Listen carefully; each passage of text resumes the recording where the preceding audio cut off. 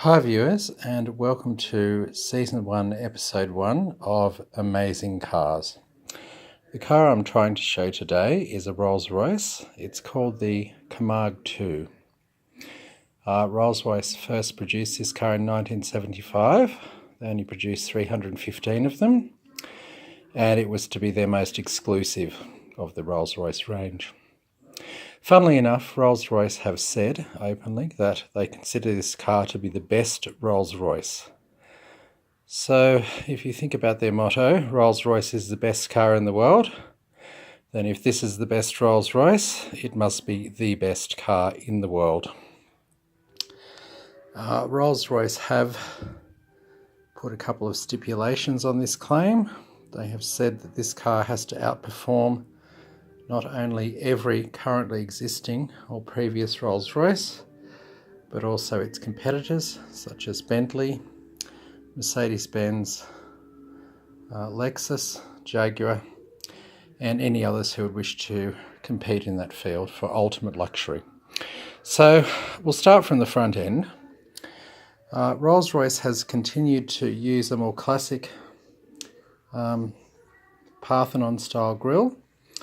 You would have seen with their other cars like the Ghost and the Phantom that they've gone for a more streamlined look, but with this one they've gone a bit retro and a more upright and classic grille.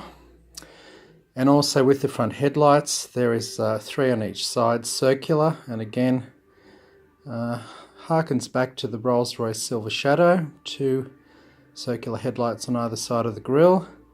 Also the Seraph, in between in the 80s, rectangle headlights were popular, so they opted for those. They've gone back for these. Needless to say, these 6 headlights are the most powerful in any production car in the world and are all steering the direction of the driving wheels, so allow you to see around corners. You can see that the front windscreen is very steeply raked, and that is to improve the aerodynamics of the car. Aerodynamics are quite good for a car so big. The CD, or coefficient of drag, is around about 0.35, which is lower than the Phantom. As we go back, you can see 2 very large front doors for the coupe and windows for the passengers, and the rear seat passengers wind down. And a nice tail there, which is in proportions with the car. This car sits on 21-inch alloy wheels. The wheels are specific design for the Camargue alone. And although Rolls-Royce will allow you to specify nearly anything for their cars, you cannot specify this wheel. It is only for the Camargue. You can specify something similar as long as it doesn't look the same. So we go through the body. Very streamlined shape, very majestic. 5,500 millimetres or 5.5 metres in length. It's almost 2 metres wide, 1,980, with the roofline coming in at 1,480 millimetres, which is quite high for any car, but quite low for a Rolls-Royce, keeping in with their wish for this to look rather more sporty and also completely different from any other current Rolls-Royce.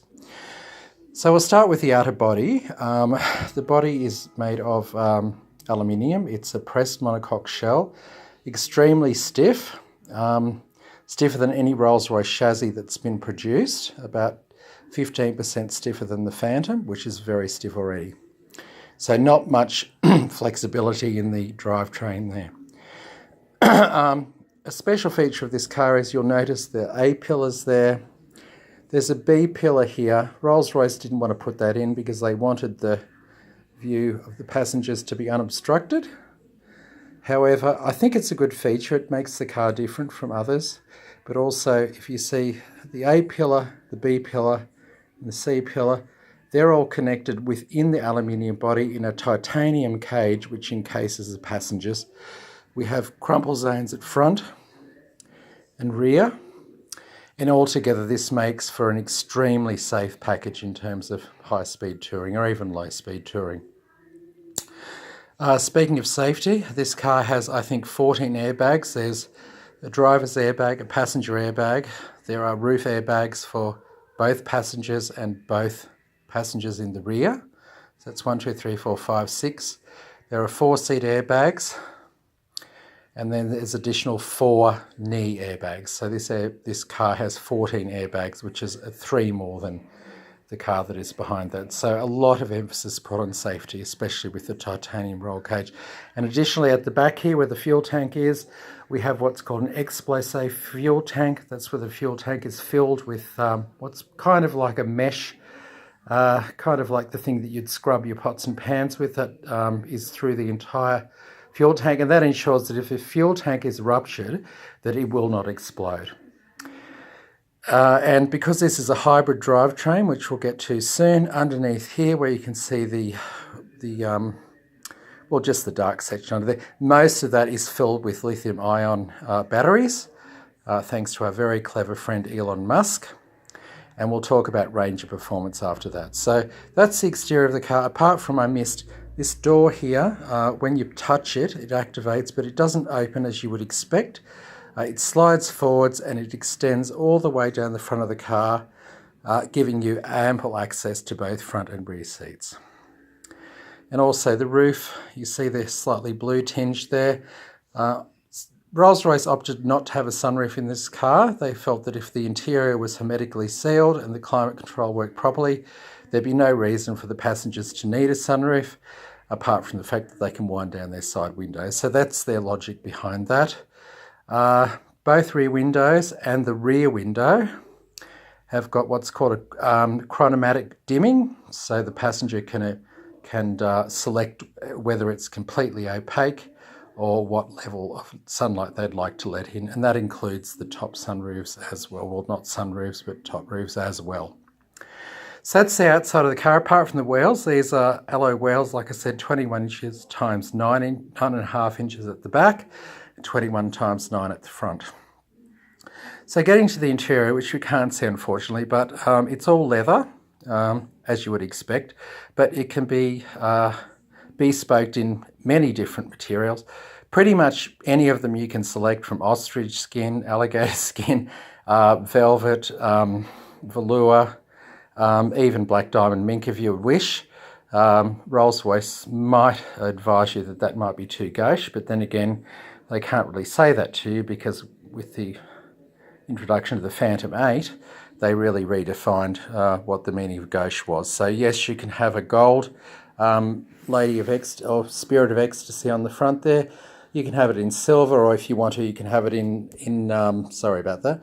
You can have it illuminated crystal if you wish. So the interior, well, the front seats, they're adjustable in 18 different directions. They're air-conditioned, heated. They have several massage functions.